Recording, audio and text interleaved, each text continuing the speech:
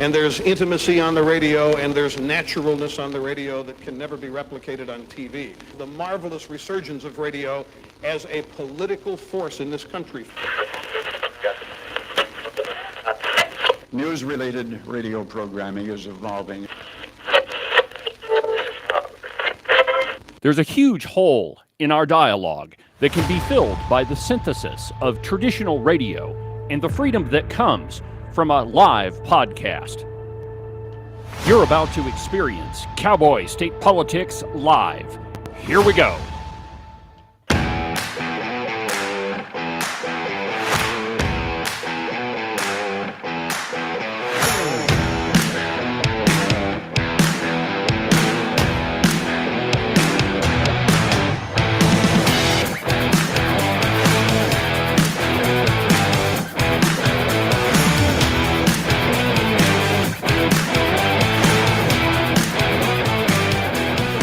Good morning, my friends, and welcome to another fantastic installment of Cowboy State Politics Live from very, very high above. All the puerile and insipid, bombastic twits in the Wyoming mainstream media. This is Cowboy State Politics. I, of course, am your illustrious host, David Iverson, firmly ensconced behind the silver Cowboy State Politics microphone and broadcasting to you from the depths of the Middle Swamp in Wyoming's capital of Cheyenne. Good morning, my friends, and welcome to the program. Happy Wednesday, the last Cowboy State Politics Live program from the Middle Swamp. I have to go home, my friends. I have had enough of this legislative session. I've had enough of the buffoonery coming out of the Wyoming Senate. I've had enough of the political games, and I've had enough of the non-conservatism that is going on. And so I'm going home. Now, there's some question as to whether or not they're going to be done tomorrow. You see, the legislative calendar, it says that tomorrow is the last day of the 2025 session. However, because of all of the games that the Senate has been playing, tanking the budget, not passing bills, screwing around, we may be here until next week, but I won't be. I will be back at Cowboy State Politics headquarters and monitoring their progress from afar. Because, my friends, if you stay down here in the swamp too long, it starts to infect you. I mean, you get that kind of, swampy feeling, and you just got to get out of here. And so tomorrow I'm going to be traveling. But like I said, I'm not going to stop monitoring things. I'm just going to go back to the Cowboy State Politics studio. So we'll pick up the program next week, and I'll have lots of updates. On today's program, I have, quite frankly, I've got a lot of stuff to do. We've got the State of the Union address to talk about. That one's pretty interesting. I have a story surrounding our president that I think that if any journalist were honest, and I realize that that's kind of a contradiction in terms for most journalists, them being honest. But if anybody is in support of the First Amendment, there's a story we need to talk about, and I'm going to. I can't let it go, and we're going to hit that one. Also, there's some zombie bills that are a zombie bill that is coming out of the Wyoming Senate. And let me just define what a zombie bill is for you. So that's when you defeat a measure over and over and over again, like Medicaid expansion. Medicaid expansion has been brought something like 17 times in the last couple of years, and it continues to die. I think this is the first year in a long time that Nancy Case didn't bring Medicaid expansion. But it's one of those things. It just keeps coming back, right? It's like the undead. You try to shoot it, and it's still alive, and it'll just keep coming after you until you chop its head off. Well, there is one of those situations that's coming out of the Wyoming Senate. And actually, you know what? I think let's go ahead and start there. Yesterday, the Wyoming Senate brought a bill. They had a brand new bill, completely drafted, and they introduced it on the floor. Now, let me explain why this is kind of a problem. Because the Wyoming Constitution says that you can only meet 60 legislative days in 2 years. So they split that up, 20 days for a budget session, 40 days for a general session. That's the one that we're in right now. Tomorrow is day 37, and that they keep 3 days back just in case you need to override vetoes or whatever, in case you need them. But they can't go past that unless there's a special session. And so when you get bills that are killed, I mean, just think about the process, right? A typical bill has to go through committee, or it's supposed to go through committee. It's got to go through 3 readings on the floor in the House of Origin, and then it's got to go over to the other chamber, and it's supposed to go through committee there, and then 3 more readings on on the floor, and then they pass it, and then it goes to concurrence, and then it goes to the governor. A really long process. And so there's deadlines that they set up. And if you get on the Wild Ledge website, right on the front, kind of scroll down, and you'll see a little link that says session schedule, and that'll tell you how they've broken everything up. Well, the Senate has realized their stupidity in not passing the budget. Now, to be clear, I'm not brokenhearted that we don't have a supplemental budget. In fact, the government spends too much money. We operate on a biennial budget, so anything that came up that couldn't get handled, well, I mean, that's just too bad because you didn't get budgeted for it, and I don't think we need to spend more money. We are rapidly approaching a system where we just budget every year. And the truth is, they call it a budget, but it's really not. It's like we continue to spend. Well, one of those things that was in the budget that the Senate killed, they just chose not to address. They didn't even have a vote to kill it. Bo Biteman just decided all on his own not to pass a budget, which is bad because it had already been voted on at least once on the floor of the Senate. So one of those things that was in it was a legislative action for the state shooting complex. Now, let me just be very, very clear about that. Initially, I was intrigued by the state shooting sports complex. I thought it was a great idea. Hey, man, we'll take some money from tourism, which they're probably just going to use it for drag shows anyway. Any pot of money that's sitting around, it gets used for nefarious purposes. So the original idea is we'll take some of that money, we'll put it towards something good, and we'll create this shooting sports complex. Well, upon further reflection, which only took me about a day or a couple of hours, I realized that I don't want the government anywhere near my guns, that it is not the proper role of government to create shooting sports complexes, and certainly not to the tune of $10 million. Well, my friends, we're way past that $10 million mark. There was a bill this year to bump it up to $20 million. Well, with the supplemental budget, that whole thing got killed. Now, remember Bo Biteman's letter that he put out, the press release. We're really conservative, and we don't think we're going to spend any more money, and we don't want to grow government.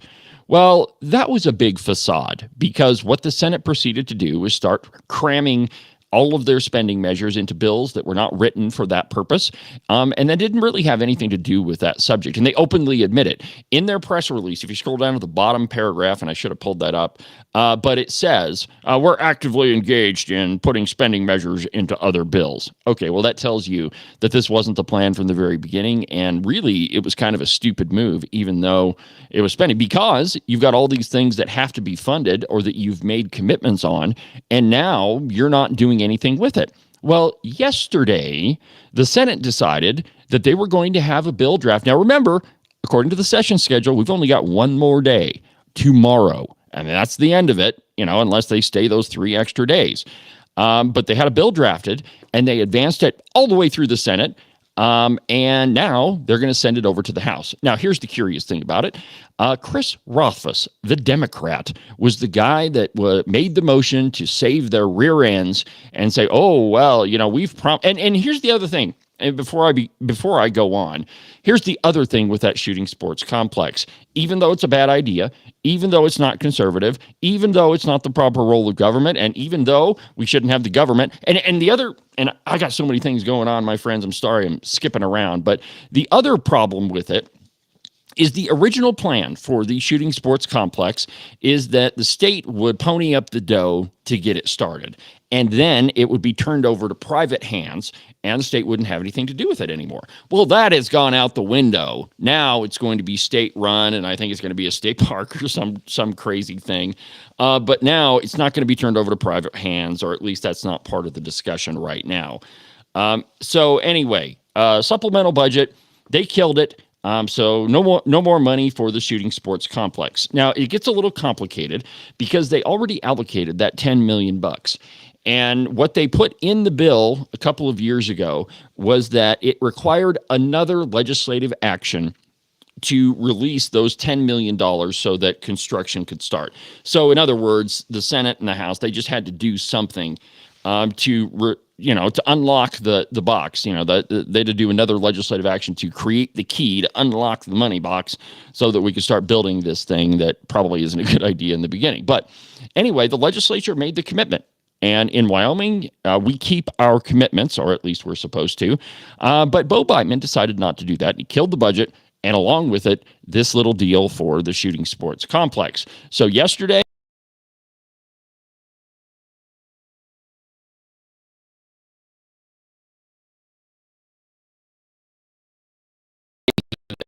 off, or you shoot them in the heart or shoot them in the head or something. But anyway, apparently nobody had one of those things handy.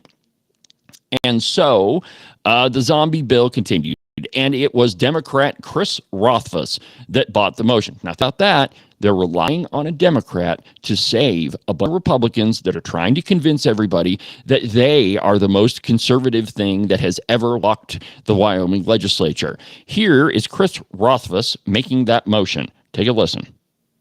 Thank you, Mr. President. Mr. President, pursuant to Rule 4-5A and B, I'd like to move that the Senate allow a bill to be jacketed, assigned a bill number, and introduced past the deadline for presentation and introduction in the Senate. The bill is 25 LSO 802, State Shooting Complex Funding Amendment. Following approval of that motion, it is my intention to then have the bill immediately numbered so that it can be introduced, and then I will make a motion that it be referred directly to Committee of the Whole. All right. So anyway, there's the motion. And think about this, right? Now, again, it's the second to last day of the legislative session. And what he means by having it directed directly to Committee of the Whole is no committees. Now, if you go look at the bill on the legislative website, they didn't really have any debate. They just kind of advanced it all the way through, all the way up to third reading, and then they voted on it, and then they sent it over to the other chamber.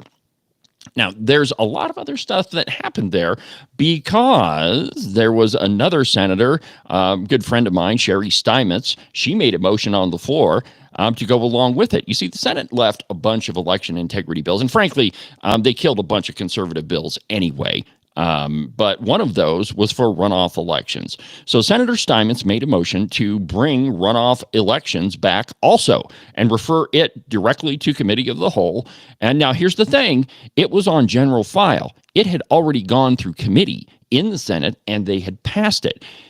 Just Slithers Nethercott chose not to bring it to the floor. So it just died along the last day. You know, those deadline things, the things that we're ignoring right now? Yeah, that's what Slithers did to kill the bill. See, there's a deadline there to where bills, if they don't get to Committee of the Whole, well, then they just die.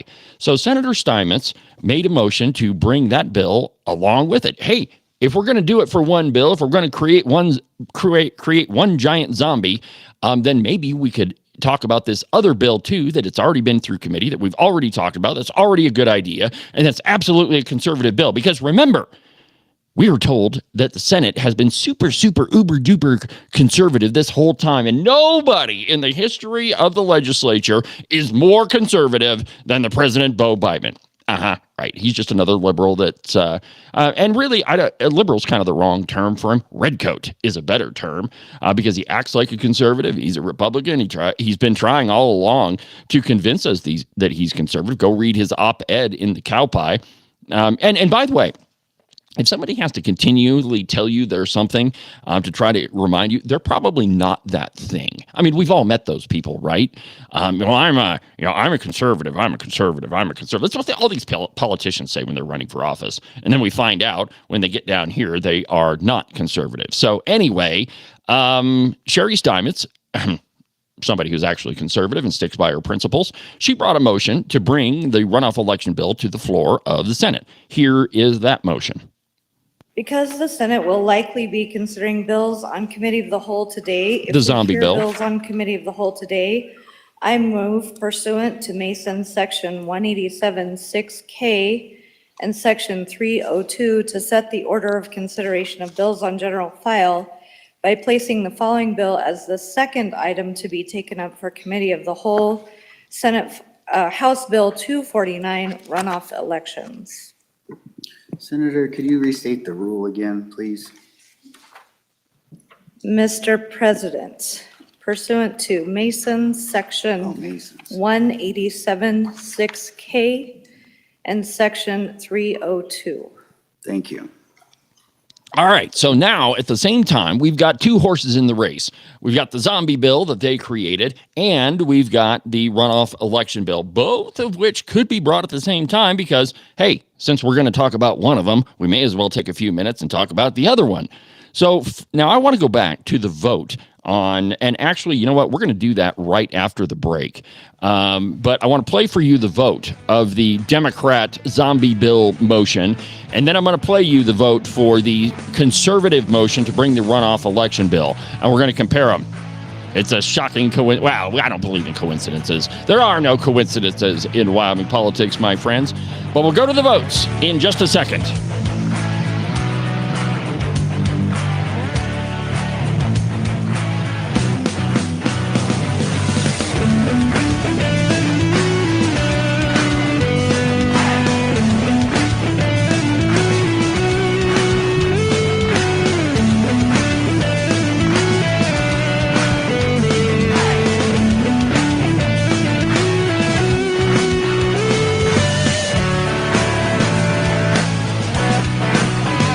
Christmas is over, and all of the fun holiday cheer has been had.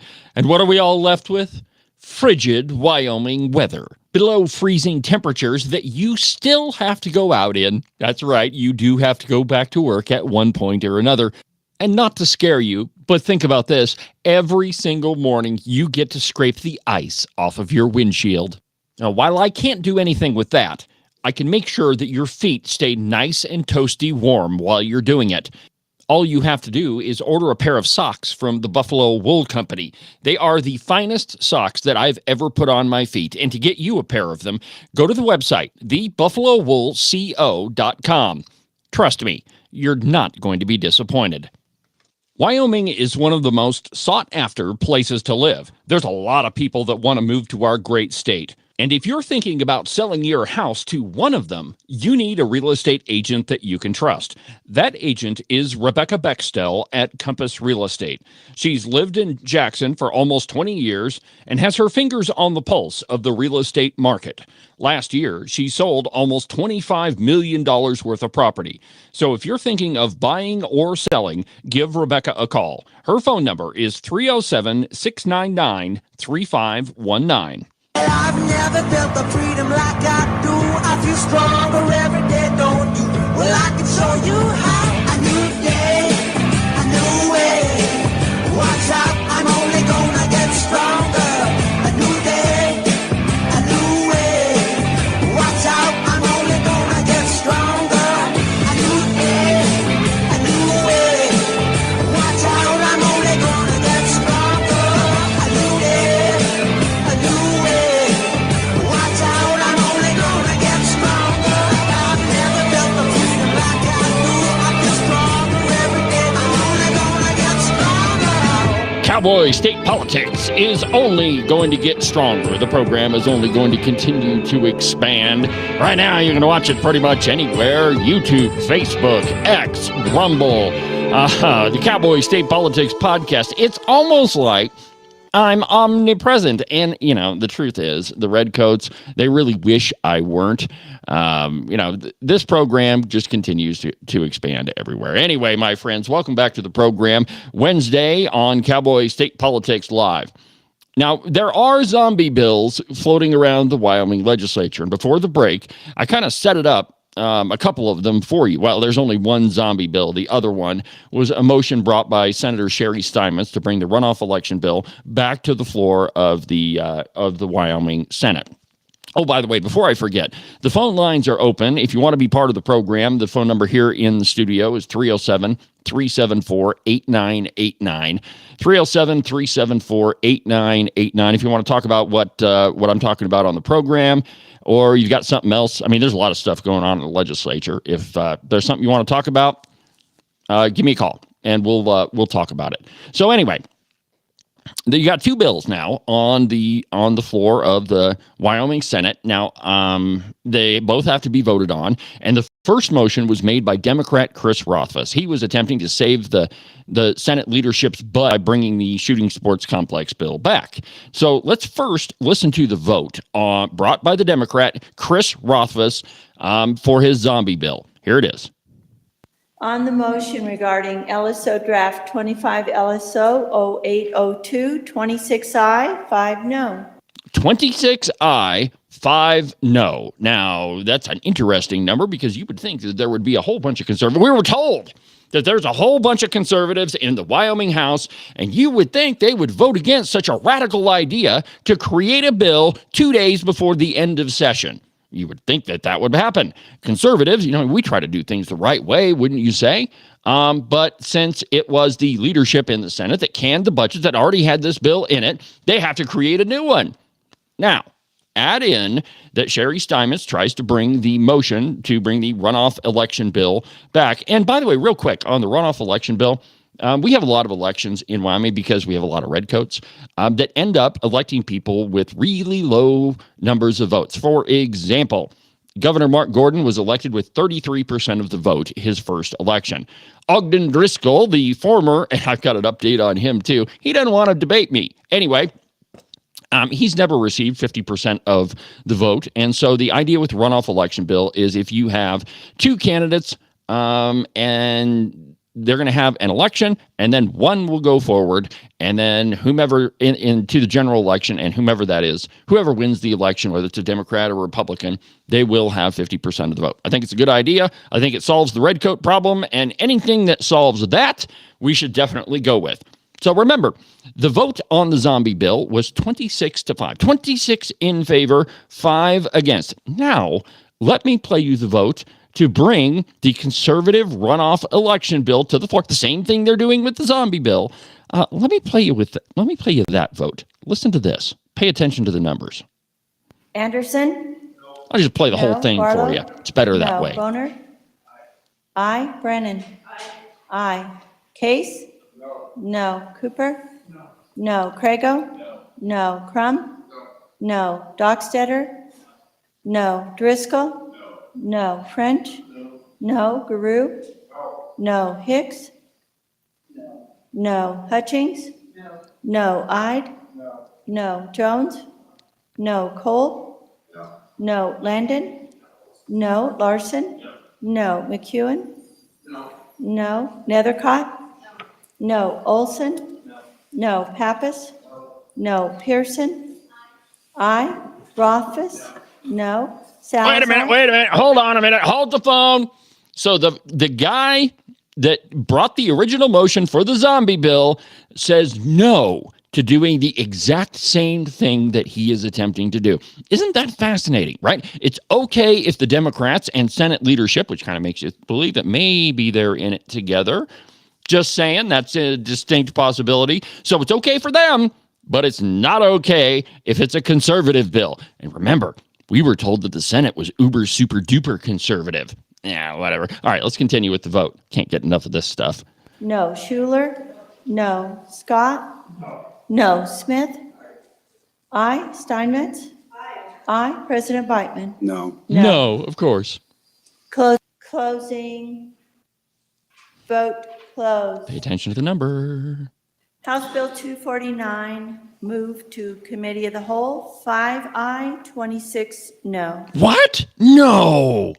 25 ayes and 26 noes. The vote was exactly the opposite. So you had 26 people in favor of suspending the rules and bringing a zombie bill and doing something they should have handled in the budget. They're all in favor of that. But when it's a conservative runoff election bill, if it's one of those election integrity bills that were brought, no, we can't do that. How is in any way, if what I played for you, conservative? The truth is, my friends, it's not. It is not conservative. The conservatives are not in charge of the House. And the people that have been running this whole show, they're redcoats. And I didn't want to be right at the beginning of this session telling you exactly how this thing was going to play out. But I was all over the place. And It's really a shame because we really had an opportunity to do this. But next up, let's see here. I've got another soundbite. Listen to this. And this perhaps is the reason why those 26 people voted against doing the exact same thing that they had just voted in favor of. Talk about hypocrisy. But here's Senator Charlie Scott. Now, I mean, he's pretty left. Sometimes I call him Comrade Scott, but listen to what he says. Here you go. Trying to figure out where the bill was in the process when the committee of the whole consideration ended. It was not listed as being available for committee of the whole on the printed material. Now, whether it came out of committee and got to that status or not, I don't know. And I'm inquiring, was the bill still in committee? So are we attacking the committee process? Okay, so now we're all worried about the committee process. Now we're worried about the status of the bill. Where was the bill at? Did we talk about it in committee? What was the vote on the committee? They're all concerned about the committee process now, but when 5 minutes earlier, when Chris Rothfuss, the Democrat, brought a bill to save the bacon of Senate leadership, we didn't really care about that. Who cares if this didn't go through committee? Who cares if this bill didn't have any public comment to it whatsoever? Now we're all worried about the committee process. Let's continue. With this motion, or are we attacking what has traditionally been the majority floor leader's prerogative in terms of Okay, there we go. Right there. Senator Charlie Scott protecting Senator Slithers. Now, this is a little bit complicated, but Slithers is the majority floor leader. That's Tara Nethercott, by the way. And so they're saying, well, it was her prerogative not to bring this bill. You know, I mean, why are we attacking poor Slithers? You know, she made a decision and we should respect her. But Senate leadership made a decision not to bring the budget. So why not respect Senate leadership's decision? Why should we not respect the prerogative, as Charlie Scott puts it, of the Senate leadership? The truth is, my friends, the Senate is jam-packed, and there's 26 hypocrites that are in the Wyoming Senate. Remember the vote, 26-5. That tells you everything you need to know. And, you know, there's some people that are included in there that claim to be conservatives and that in other years, in other sessions, I've referred to them as conservatives. But, you know, I mean, that's just the thing about redcoats, my friends. Eventually, they show their true colors. And in this case, they really have. So to sum this whole thing up, before we go to the break, 26 people in the Wyoming Senate voted to create a zombie bill to cover their butt on something they should have handled in the supplemental budget, the one that they decided not to pass, the one they decided not to talk about, the one that they didn't take a vote on, that they allowed Bo Beitman to unilaterally break Article 1, Section 7 in the Wyoming Constitution that says no absolute arbitrary power. And now, at the last minute, they've created a bill to save their hind end so that voters won't hold them accountable for it. But when Sherry Steinmetz does it, to move a conservative bill to the floor of the House of Representatives, those 26 people vote against it. Now, it's a little bit early, but we're going to go ahead and take a break because we need to talk about President Trump, the State of the Union, and there's something he put on True Social that if you're an honest journalist, if you believe in the First Amendment, you really got to question him on it because I found it pretty offensive. We'll talk about it here in a minute.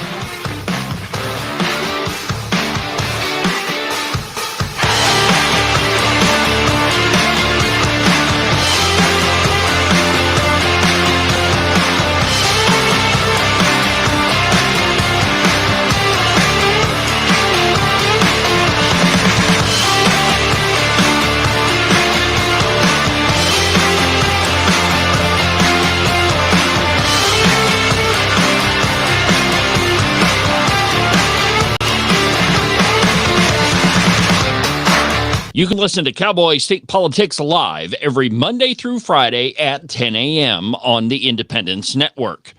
Make sure that you subscribe and follow the Cowboy State Politics podcast. You can do that from the website, cowboystatepolitics.com, or anywhere that you get your podcasts. That way, you make sure that you won't miss a single episode of Cowboy State Politics. Concerned about the future of Wyoming, but unsure how to help? Honor Wyoming is giving you the chance to create real, lasting influence. And it's as easy as 1, 2, 3. The Honor Wyoming Bill Tracker is designed to empower Wyoming voters. We're cutting through the noise and equipping you with all the info you need to keep tabs on Wyoming lawmakers, as well as the tools to take action on the issues that matter to you most. Keeping a close eye on key legislation in Cheyenne, we've made it easy to stay informed by providing real-time bill updates and timely take action alerts. Our one-click links make it easy to email key lawmakers at the right time. All you have to do is click and your voice will be heard, ensuring lawmakers are listening to the people they serve year-round. Protecting the Wyoming way isn't a spectator sport, and voting is only half the story. Get involved today and do your part. With the Honor Wyoming Bill Tracker, it's as easy as 1, 2, 3.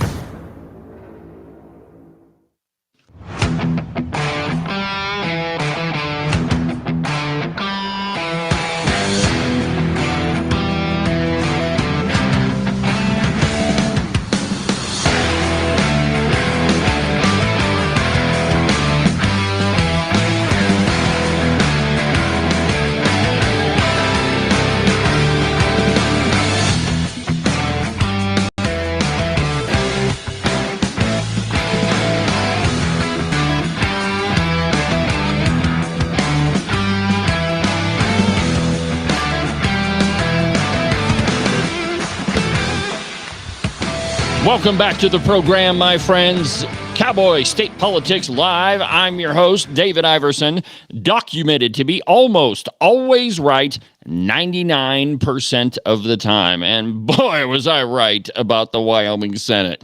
You know, it's supposed to be fun when you're right. I mean, you're supposed to like have a good time, point it out, and kind of rub some people's faces in it. But this is not fun, my friends. I don't enjoy the state being trashed by these hypocrites. And by the way, they are hypocrites. You know, I just proved it to you before the break. But I've got something serious I want to talk to you about.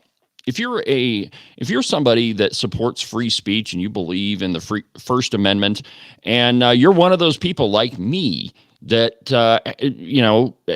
everything they do is about free speech. If you're a journalist in any way, shape, or form, you have to defend the First Amendment. And if you don't, you are a 100% hypocrite. And let me just preface this by saying that I don't enjoy what I'm about to do. Trump is my guy. I think that he's probably going to go down as one of the greatest presidents this country has ever seen. He's not going to beat George Washington, and he's maybe approach Reagan. Who knows? But even presidents we like, even politicians we like, do some things that absolutely deserve to be called out. The point of being the point of the media, really, the whole job of the media is to hold elected officials accountable, whether you like them or not. And a lot of times, even the people that we like do some things that as a journalist you might find repugnant.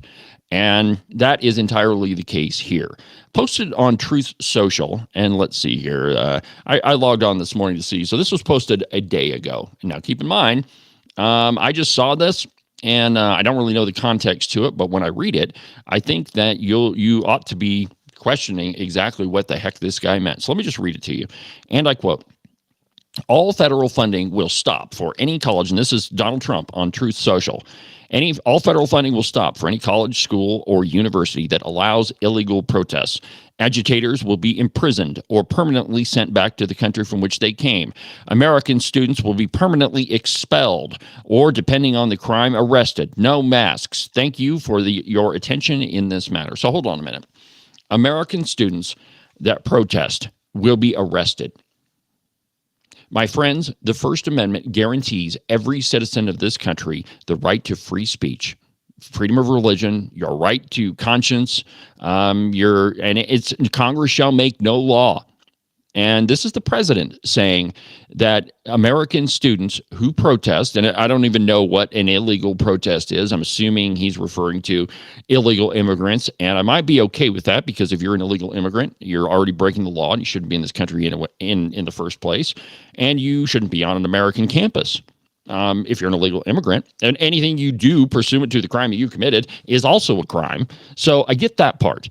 The part I do not get, and the part that I find extraordinarily offensive, is that American students will be permanently expelled or, depending on the crime, arrested. First of all, the President of the United States does not have the power to tell a university which student to expel and which one not to. Secondly, the President of the United States does not have the power to take someone's free speech rights away. He cannot cancel the First Amendment.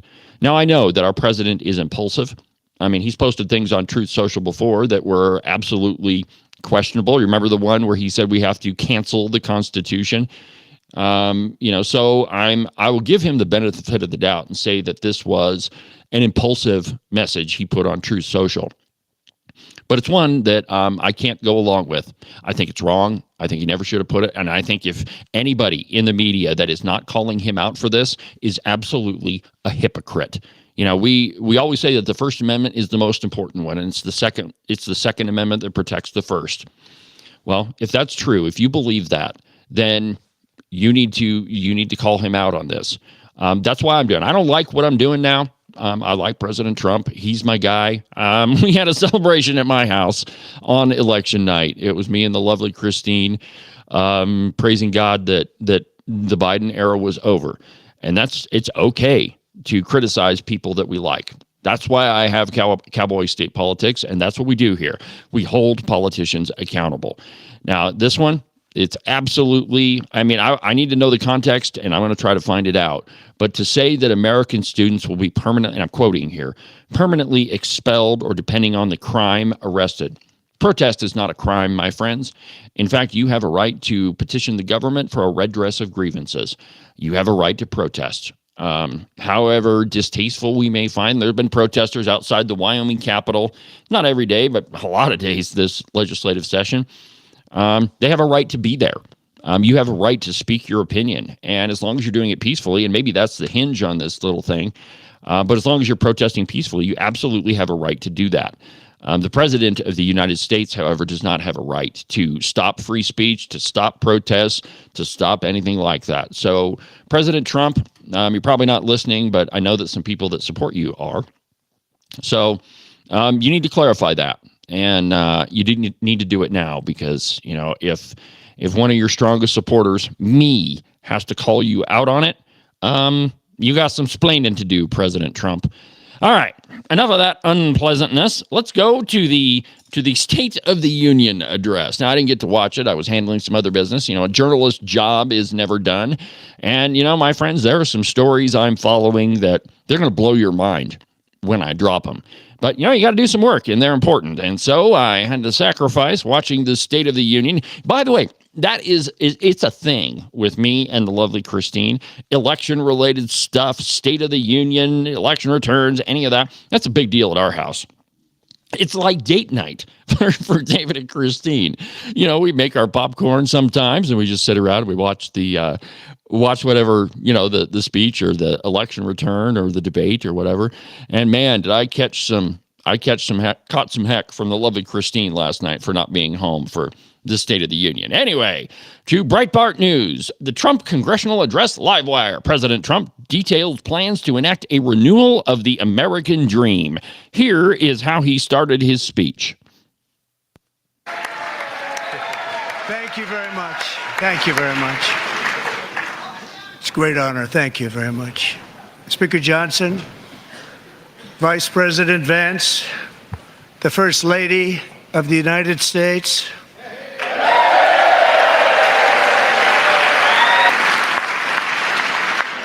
members of the United States Congress, thank you very much. And to my fellow citizens, America is back.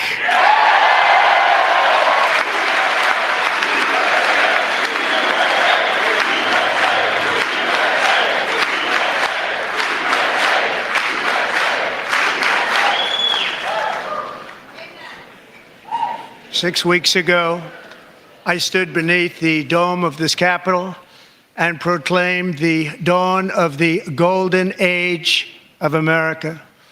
From that moment on, it has been nothing but swift and unrelenting action to usher in the greatest and most successful era in the history of our country. We have accomplished more in 43 days than most administrations accomplished in 4 years or 8 years, and we are just getting started. Now, from everything I've read this morning, and I haven't had the chance to watch it myself, it was an hour and 40-minute barn burner. And that's a record for State of the Union addresses. And by the way, when the State of the Union started, it wasn't a speech. It was a letter. The president didn't go to Congress and didn't give a big speech. That's only something that happened very recently. The President Washington, Jefferson, they all just sent a letter to Congress saying this is the State of the Union. But this whole speech in front of a joint session of Congress, that's a relatively new concept. And the date escapes me when it first started, but it didn't really start out as a speech. It was a letter. Now, the Democrats, and it's pretty much tradition for the party that is not in power or the party that does not have the presidency, they give a response. And in this case, it was Democrat Slotkin who gave the response, and they cut her off mid-speech. I mean, it was so terrible. The Democrats didn't even let her continue talking about it. But here's some updates, and there's a live tweet from Breitbart.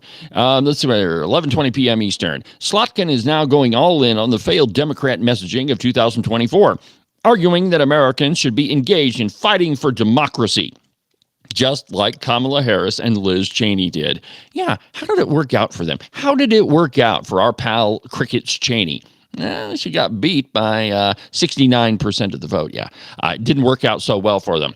A couple of minutes later, Slotkin now sounds like Liz Cheney, claiming Ronald Reagan must be rolling over in his grave after Vladimir Zelensky outburst in the Oval Office last week. Trying to split Trump and Reagan is a very Lincoln Project, never Trump-esque style Democrat political idea.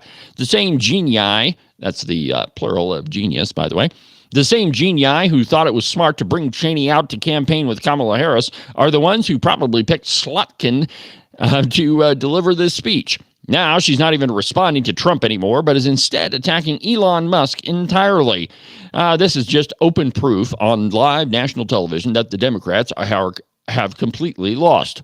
And now she's going to go off the rails into a partisan Democrat hackery, claiming nonsensically that Trump is trying to conduct a giveaway to his billionaire friends. She just lost everyone right there. That's it. Tune this psycho out. Slotkin begins her speech, and she began her speech focusing on her story of working for the CIA under both Presidents Bush and Obama and after 9/11, and cites how both she and Trump won in an area and she's speaking from in November. She then turns to prices being too high and that voters are demanding change, arguing that there is a responsible and there is a reckless way to execute change. The Democrats, as usual, are completely off message. And let's be honest, they pretty much lost any argument that they had. You know, their entire thing during the election was we have to fight for democracy, whatever that means. And I told you all along that anytime one of these Democrats says the word democracy, that's not what they really mean. You keep using that word. I do not think it means what you think it means. Somewhere I've got that soundbite. But what they mean is fighting for their version of democracy, what they're trying to turn this country into. That's what they mean when they say fight for democracy. Because they do want mob rule. They do want a popular vote for everything. They want to do away with the Electoral College because a mob is much easier to persuade.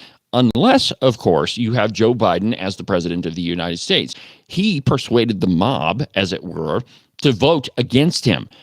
And that delivered Republicans the popular vote with President Trump and the Electoral College. I mean, the win was decisive, and there's no way that you can deny any of that. And so now the Democrats are left with their same old socialistic hackery, saying that the rich are not paying their fair share.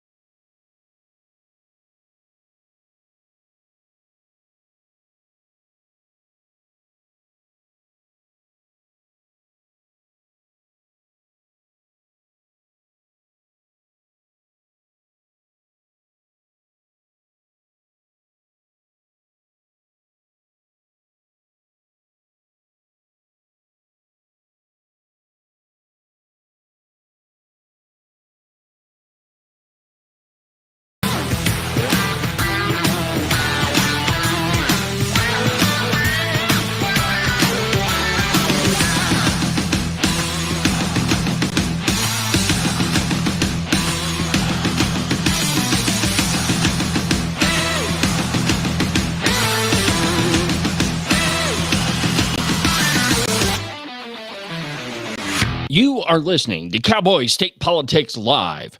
You can listen to the program on YouTube, on Facebook, on X, on Rumble, pretty much everywhere. It's almost like I'm omnipresent.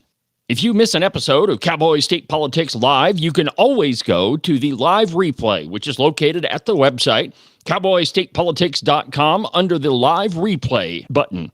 You can listen to the live program every Tuesday through Thursday. Well, that's right now during the legislative session, but coming soon, Tuesday through Friday at 8 a.m. You can listen to the Cowboy State Politics podcast anywhere that you get your podcasts. iHeartRadio, iTunes, TuneIn, really any of them will work. But the easiest place is just to go to the website, cowboystatepolitics.com. There you can find all of the shows, as well as any of the articles that I might bring up during the course of a program. That way, if your name is Joe Biden and you can't remember if you had your pudding today, well, I probably can't help you with that, but I can definitely tell you why you should have never ran for president. And now, back to our program.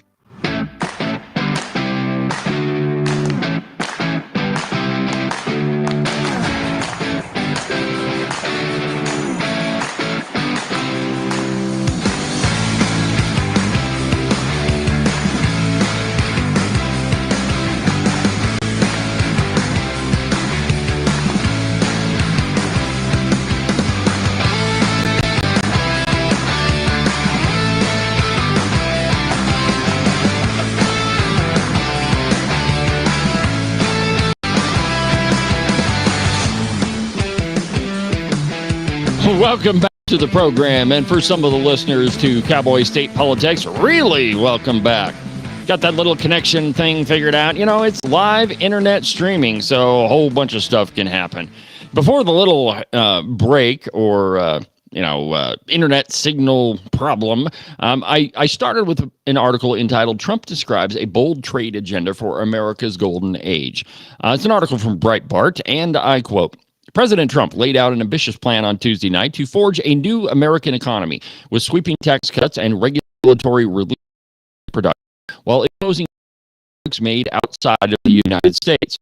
Trump detailed far-reaching plans to revitalize the American manufacturing by cutting taxes on companies that produce goods inside the United States, allowing capital investments to be immediately expensed, extending interest rate tax deductions to include auto loans of American-made cars, and levying reciprocal tariffs on countries that impose tariffs on U.S. goods and protective tariffs on strategic commodities. Quote, "We're going to rediscover the unstoppable power of the American spirit," Trump said in an address to the U.S. Senate and House of Representatives.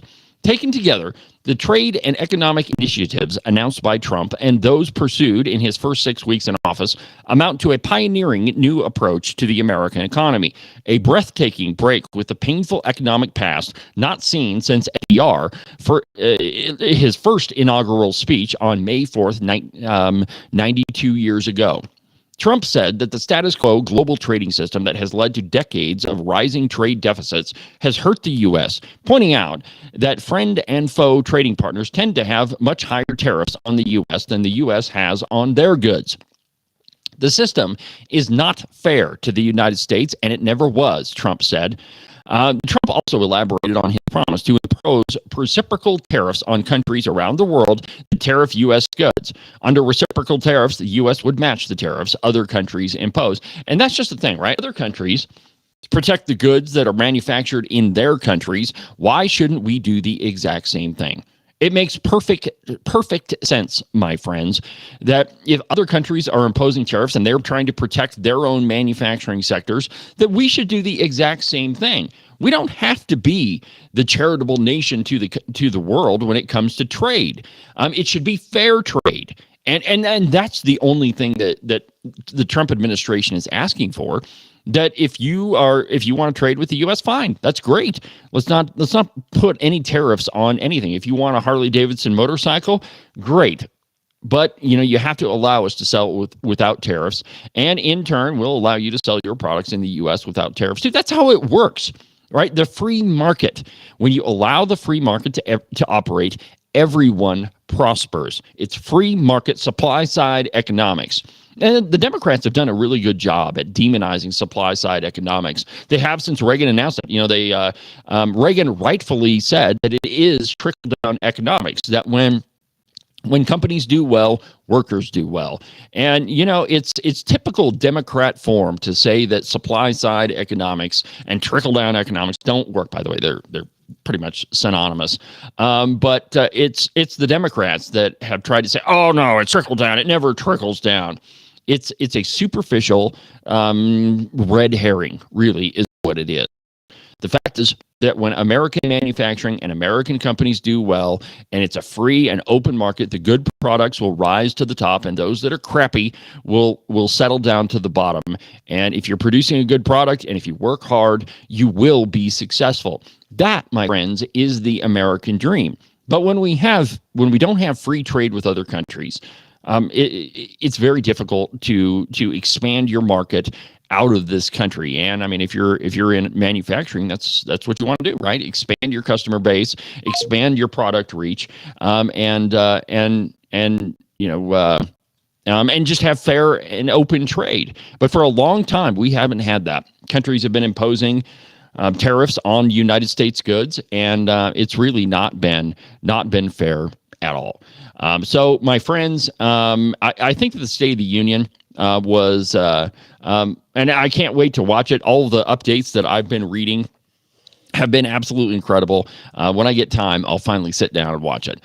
Moving on, you remember the fiery exchange between Vladimir dictator Zelensky and President Trump in the Oval Office?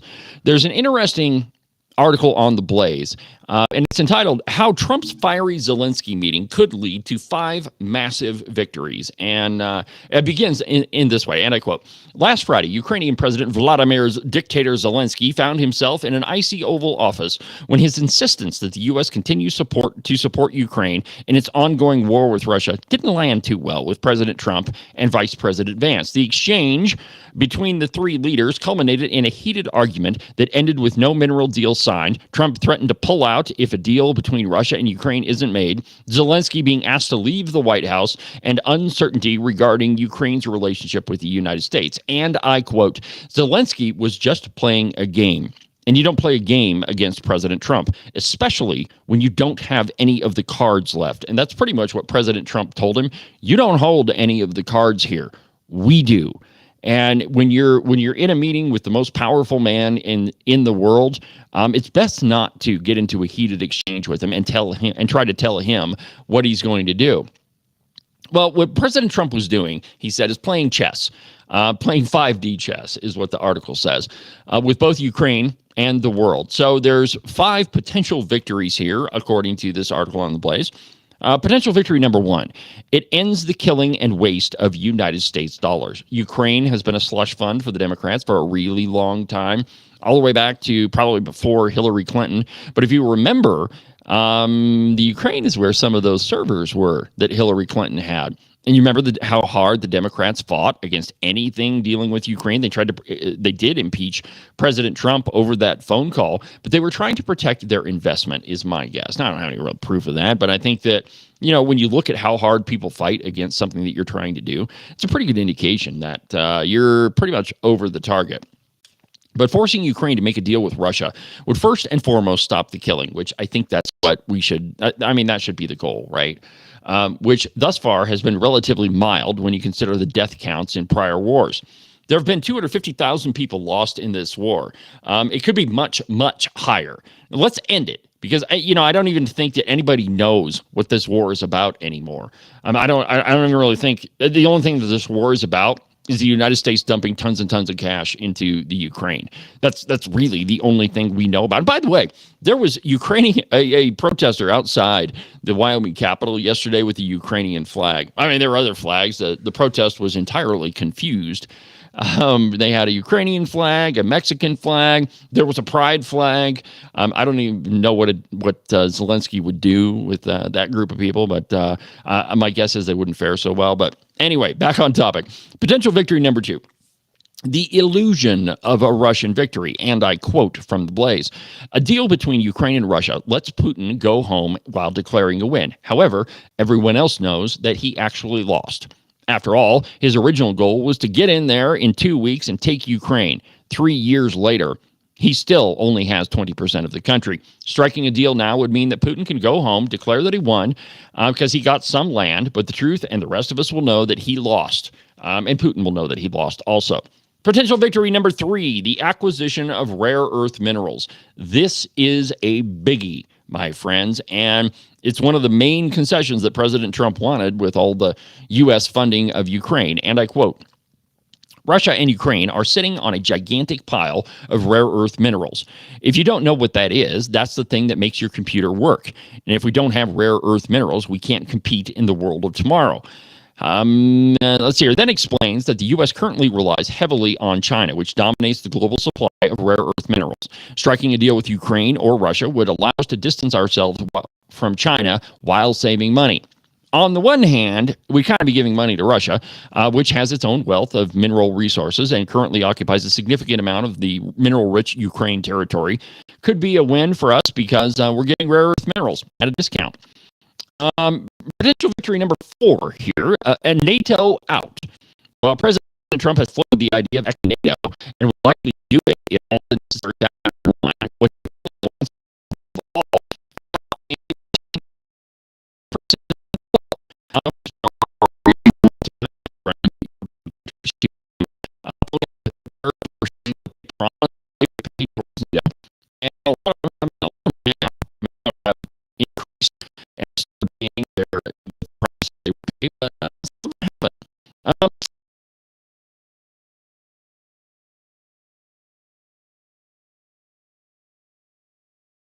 and they lose their grip, not just on Russia, but also on us.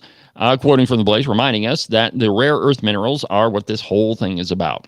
So, my friends, there's a lot of potential victories in this whole Ukraine deal. But what it's going to take is Zelensky finally relenting and actually wanting to talk peace. And I think that Trump correctly pointed out that I don't think this guy is in it for peace. He's done a lot of things that really smack of being a dictator, canceling elections, canceling free speech, shutting down churches, shutting down media. If you ask me, he's not the George Washington figure that the left made him out to be. So there's a lot of potential victories. Well, my friends, don't miss the Cowboy State Politics podcast, which is going to be airing shortly after this broadcast. Make sure that you subscribe and follow the program. That way you can be notified every single time there's a brand new episode of the show. You can do that from the Cowboy State Politics website or anywhere that you get your podcasts. Well, my friends, that brings us to the end of another busy broadcast hour on the program. Last one for this week. I'm traveling home tomorrow. I've had enough of the swamp, my friends. I lasted far longer than I thought I would, but I got to go home. And don't think that I'll be not watching what's happening in the legislature. Today is going to be a very, very interesting day at the Capitol building. The zombie bill should try to make its way over to the Wyoming House, and we got to watch and see if the Senate is going to override the veto of House Bill 64, the abortion bill that's still alive. The governor vetoed it, so technically it's dead. But it's the ultrasound bill. I think it's an incredibly important piece of legislation. The House overrode the veto yesterday, and so now we're just waiting on the Senate. But as we started out the program, they're not conservatives over there. There's 26 hypocrites. So Lord knows what they're going to do. Well, make sure don't miss the podcast, and I'll see you next time. But for now, from the depths of the Middle Swamp in Wyoming's capital of Cheyenne, I'm David Iverson, and this is the one and only Cowboy State Politics. See you later.